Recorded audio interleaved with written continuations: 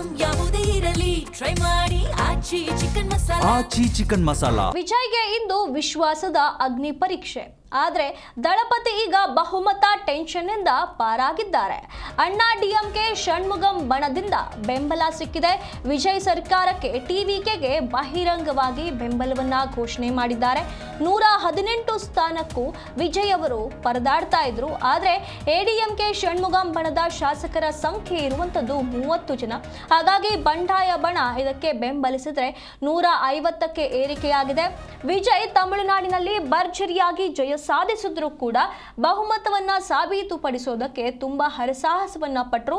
118 magic number ಅನ್ನ ಇವರು ತಾವು ಪ್ರೂವ್ ಮಾಡೋದಕ್ಕೆ ಸಿಕ್ಕಾಪಟ್ಟೆ ಒದ್ದಾಟವನ್ನ ನಡೆಸಿದ್ರು.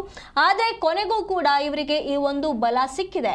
ಎಡಿಎಂಕೆ ಷಣ್ಮುಗಂ ಬಣದಿಂದ ಇವರಿಗೆ ಬಹಿರಂಗವಾಗಿ ಬೆಂಬಲವನ್ನ ಸೂಚಿಸಲಾಗಿದೆ.